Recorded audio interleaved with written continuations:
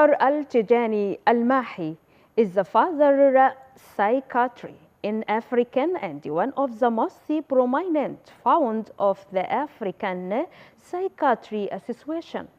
He was born in April 1911 in the White Nile region of Sudan. He graduated from Kitchener Medical School in Khartoum in 1935, then went to England in 1947 and obtained higher diploma in psychiatry in 1949. Then returned to homeland and joined the Sudanese Ministry of Health.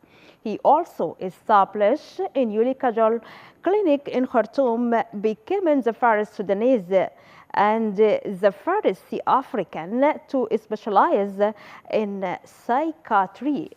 He is considered the founder of the African Psychiatry Association. He is considered the father of African psychiatry. He had a pioneering study witchcraft, magic, and their relationship with mental health. In his research of African culture, he studied ancient Africans, mound and civilization, and had knowledge of hieroglyphs.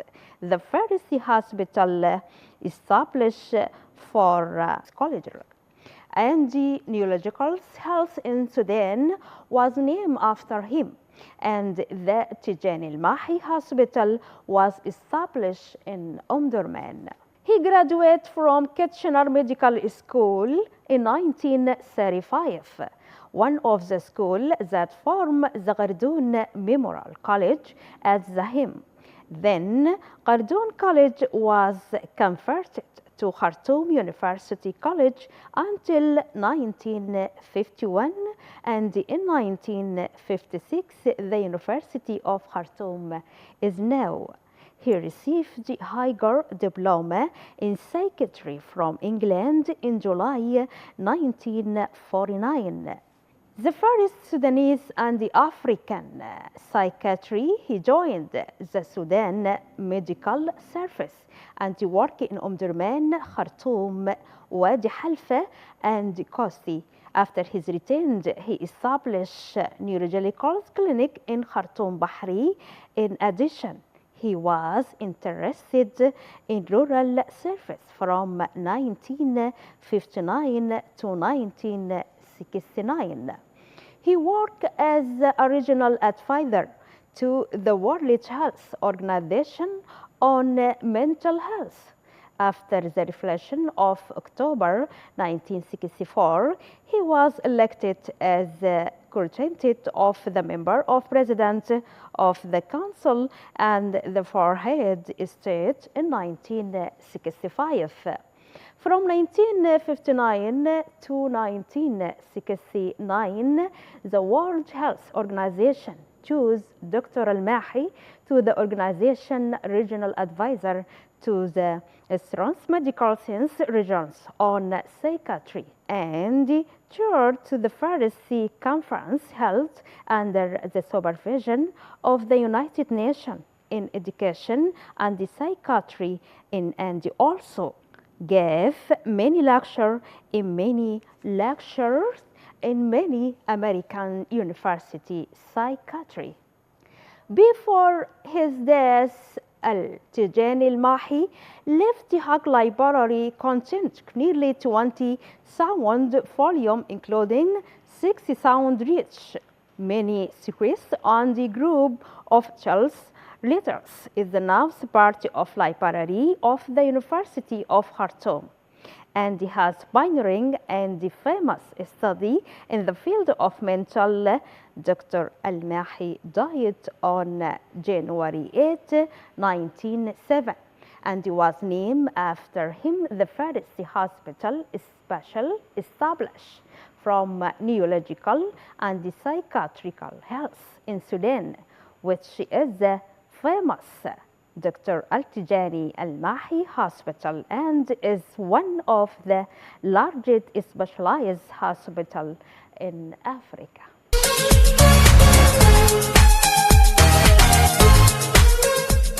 Ladies and gentlemen, hello and welcome to Economic News. President of the Transitional Sovereignty Council, General Abdel Fattah al-Burhan, participated in the fourth Financing for Development conference hosted by the Spanish city of Seville. This was at the invitation of United Nations Secretary General Antonio Guterres and the Spanish Prime Minister. The conference will be attended by King Philip V of Spain, a number of heads of state and government, representatives of regional and international organizations concerned with the development, and experts and those interested in financing and sustainable development. King Philip of Spain received President of the Transitional Sovereignty Council, General Abdel Fattah al-Burhan, at the Royal Palace in honor of his participation in the first International on Development Financing hosted by the Spanish city of Seville. General al-Burhan's participation on this conference came in response to an invitation from United Nations Secretary General Antonio Guterres and the Spanish Prime Minister.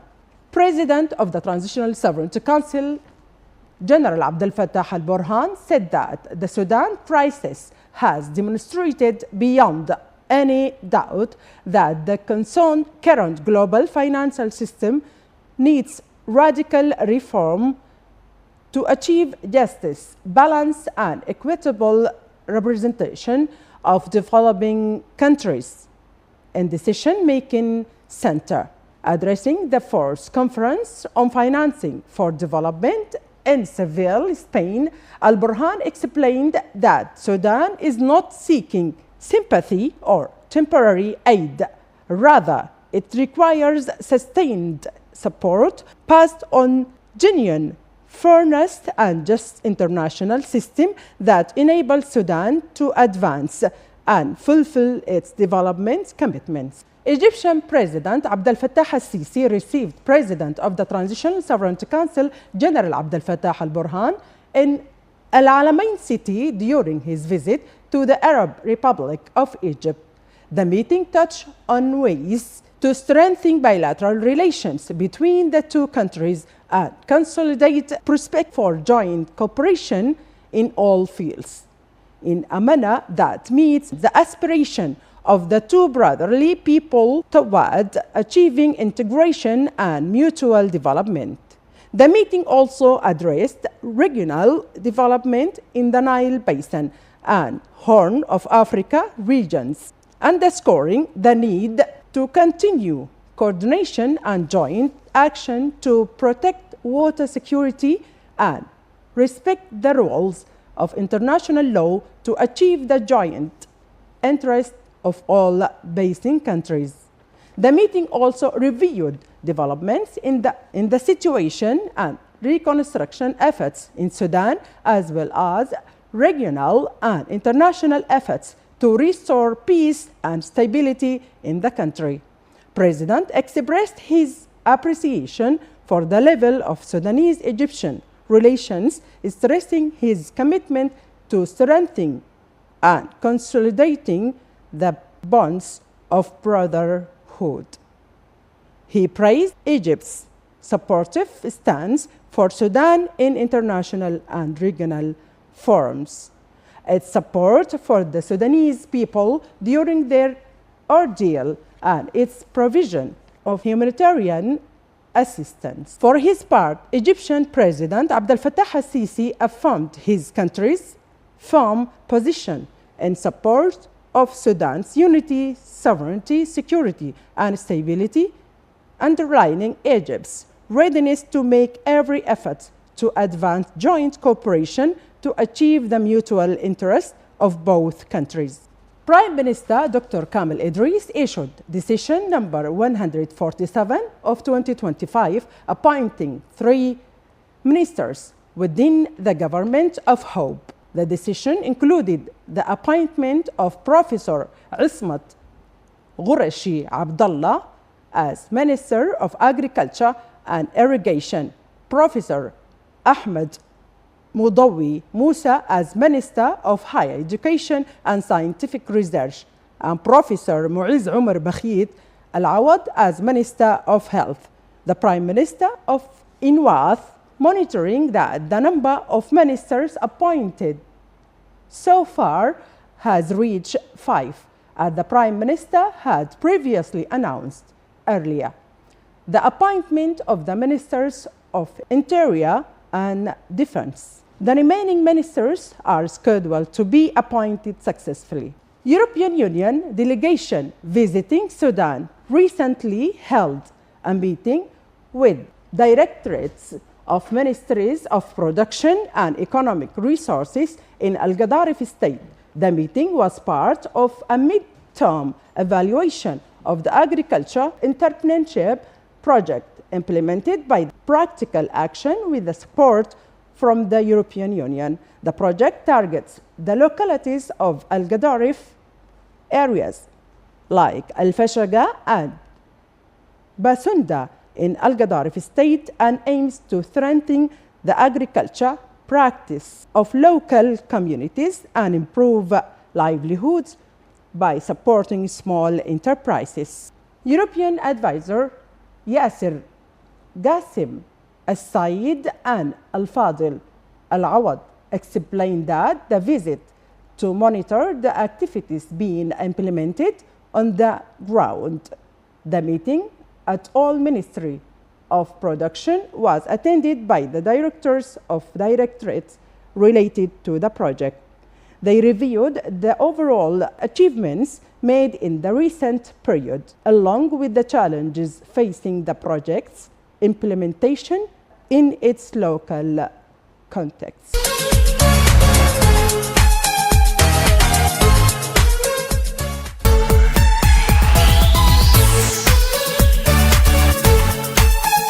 Sawakin Island is considered one of the most beautiful islands in eastern Sudan. It covers an area of 20 square kilometers, and it has attracted the attention of major civilizations in the region and has returned to the forefront of discussion after Turkish President Recep Tayyip Erdogan visited Sudan, where he pledged to rebuild the historic island.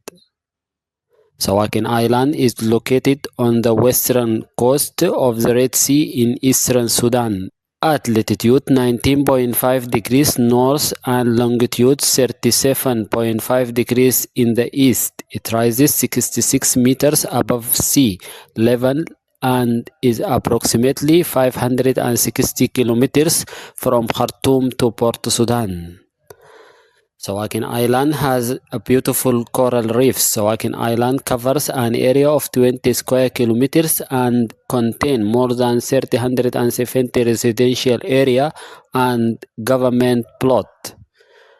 There are different accounts of its name. Some attribute its name to the settlement, while others say the word Sawakin derives from the Egyptian language. However, the popular imagination has always surrounded the island with the magical stories. The legend and folk tales confirm the presence of huge cats on the island. Sawakin is a deeply ancient region that witnessed the era of Ptolemies and Greeks and Egyptian and Ottomans.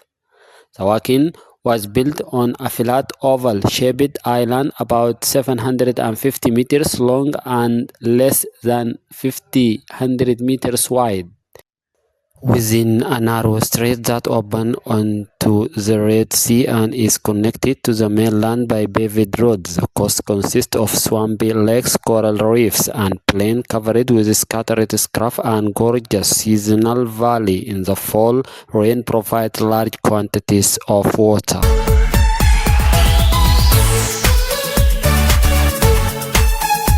Breaking down Sudan, the most explosive story in 2025. Sudan's hidden war exposed. The proxy conflict destroying Africa's heart.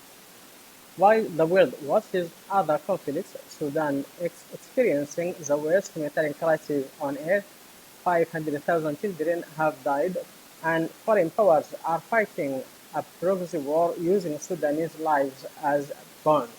What you will discover: who's really behind Sudan's civil war? It is not who you think. Why UAE and Saudi Arabia are funding opposite sides. The shocking reason foreign powers need Sudan divided.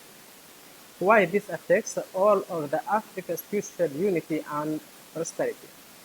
Shocking statistics: 30 million people displaced, larger than Rwanda's entire population.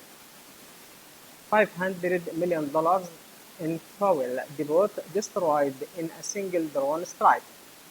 80% of conflict zone hospitals non-operational. This isn't just about Sudan, it is about the systematic dismantling of African unity from Libya to Somalia to South Sudan. There is a pattern, and Sudan is the latest target. Sudan's foreign interests are deepening a devastating war. Only regional diplomacy can stop them. The conflicts stem from deep-rooted ethnic, political, and economic issues worsened by foreign involvement from over 10 countries, including Egypt, Turkey, and Saudi Arabia, complicating the situation rather than helping to resolve it. Various countries are backing different factions, with Saudi Arabia supporting the Sudanese army and the UAE backing the paramilitary forces. To end the war, it is crucial for international actors to be neutral and focus on helping the Sudanese people address their governance issues. Regional diplomacy needs to increase, with the African Union stepping up to take the lead in peace efforts. The African Union has not effectively managed the crisis, lacking accountability for warlords or proper civilian protections. It must collaborate with the UN, send experts to investigate human rights violations, and support negotiations for peace that address the roots of the conflict, such as poverty and inequality. The Emirati role in the conflict raises concern as it faces accusations of complicity in genocide against Sudan's non-Arab population. During his first term, President Donald Trump initiated the Abraham Accords to normalize relations between Israel and some Arab countries, including Sudan, which then led to Sudan being removed from the U.S. list of states sponsors of terrorism. Despite this progress, Sudan's internal issues, including civil war, complicated the situation. The European Union condemned the violence in Sudan, calling for a ceasefire amid a severe humanitarian crisis. To achieve peace and democracy, international and African actors must take meaningful action and support the Sudanese people's right to sustainable development and democratic governance. Des millions de réfugiés soudanais menacés par la faim prévient l'ONU. Millions of Sudanese refugees threatened by hunger warns the UN. More than 4 million people have fled the war ravaging Sudan since April 2023. Over 4 million Sudanese people have fled their war-torn country, with many arriving in countries like Chad, Uganda, Egypt, and Central African Republic, often in desperate need and without basic supplies. The World Food Programme, WFP, has warned that due to a lack of funding, food aid will be drastically reduced, putting many refugees, especially children, at severe risk of hunger and malnutrition. In some areas, such as Uganda, refugees receive as little as 500 calories a day. Inside Sudan, more than 24 million people are facing food insecurity, has been declared in several regions. To sustain its efforts, the WFP requires $775 million, while the Food and Agriculture Organization of the United Nations, FAO, aims to combat long-term aid dependency by distributing seeds to farming households in Sudan. Despite these efforts, the humanitarian crisis remains dire, and urgent international support is crucial to prevent further suffering and loss of life. Who will feed Sudanese refugees? Millions of Sudanese who have fled to neighboring countries face the risk of hunger. The World Food Programme has sounded an alarm, saying it may have to reduce its aid operations for Sudanese refugees because of cutbacks in the funding. 4 million refugees are in countries neighboring Sudan after fleeing from the ongoing civil war, and most of them rely on it. but that was put in jeopardy after United States President Donald Trump's administration slashed overseas aid budgets this year. The European Union, the United Kingdom, and Germany has also cut their foreign aid as some nations switch funding to invest in defense. So who else can step in to fill the gap? And what will happen to the people who depend on aid to survive? الفاشل clashes continue as Sudan's RSF rejects UN truce. Artillery strikes shock al-Fashir, North Darfur state, as the paramilitary rapid support forces RSF turned down a proposed UN humanitarian truce. This violence follows reports of children dying from malnutrition and rising prices for basic goods. The RSF claims control over the city center, while military sources say the Sudanese armed forces have successfully repelled an attack from the RSF. The humanitarian crisis is severe, with 239 children reported dead from malnutrition since January. The siege by the RSF has led to soaring prices, with basic commodities becoming unaffordable for many residents. The RSF denied receiving any official communication from the UN regarding the truce, accusing the SAF of using ceasefire talks to bolster their supplies. Advisors from the RSF have criticized the truce as a tactic to aid the SAF, urging international organizations to coordinate directly with RSF-aligned groups. The Sudan Liberation Movement Transitional Council declared al-Fashir a military zone and called for civilians to evacuate to safer areas.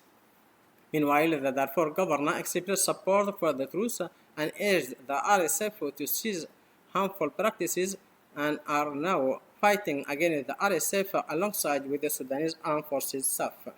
RSF advance on Libyan border marks a new phase in the spread of Sudan's war. As the rapid support forces seize strategic territory near Sudan's border with Libya and Egypt, new fronts are opening in a war driven by gold and politics. The Sudanese Armed Forces SAF and allied troops have heightened security along Sudan's northern border with Egypt.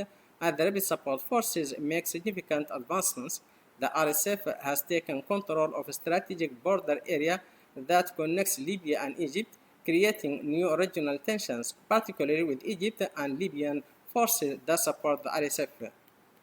Eyewitnesses have reported attacks and looting by RSF fighters, forcing miners to flee to safety.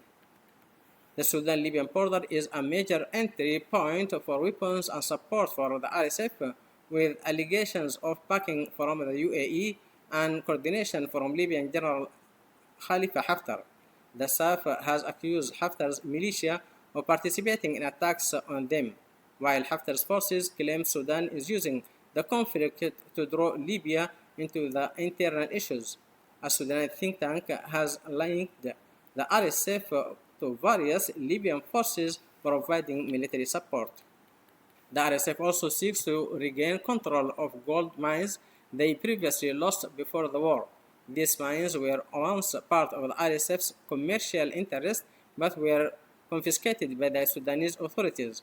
The conflict has intensified efforts from both sides to target each other's financial resources.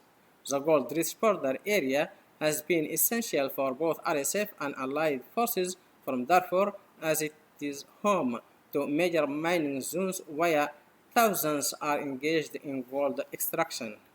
Mass atrocities against civilians continue in al-Fashir. Fighting between opposing groups is causing serious harm to civilians in al-Fashir.